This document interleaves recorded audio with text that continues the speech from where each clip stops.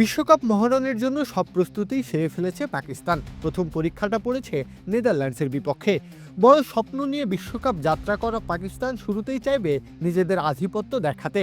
সেটার জন্যই কেমন একাদশ নিয়ে মাঠে নামতে পারে তারা, চলুন দেখে নিই। ওপেনিংয়ে দেখা যেতে পারে সাহিবজাদা ফারহান ও সাইম আইয়ুব জুটি। দুজনের ব্যাট জ্বলে উঠলে ইনিংসের শুরু থেকে ম্যাচের লাগাম থাকবে পাকিস্তানের হাতে। তবে আসল চমকটা ৩ নম্বর পজিশনে। বাবর আজমকে হটিয়ে এই জায়গা নিজের করে নিয়েছেন সালমান আলী আঘা। অস্ট্রেলিয়ার বিপক্ষে সাফল্যও মিলেছে। আগ্রাসী ব্যাটিংয়ের জন্য বিশ্বকাপেও এই পন্থায় হাঁটবে পাকিস্তান।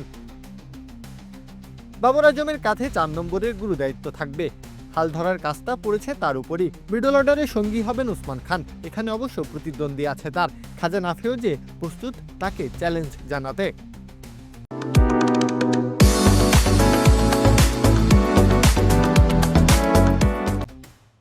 অলরাউন্ডার হিসেবে শাদাব খান এবং মোহাম্মদ নওয়াজ তাদের অনবদ্য সমর্থন যোগাবেন ব্যাটিং ও বোলিং উভয় ক্ষেত্রেই। শেষ দিকে ব্যাট হাতে ঝড় তোলার কাজটাও করবেন তারা।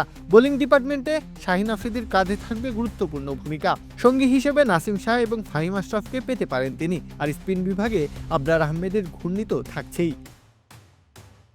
সব মিলিয়ে পাকিস্তানের সম্ভাব্য একাদশ: সাহিবজাদা ফারহান, সাইম আইয়ুব, সালমান আলী আঘা, বাবর আজম, ওসমান খান, শাদাব খান, মোহাম্মদ নওয়াজ, শাহিন আফ্রিদি, নাসিম শাহ, ফাহিম আশরাফ এবং আবরার আহমেদ। প্রত্যহ কাব্য, খেলা ৭১।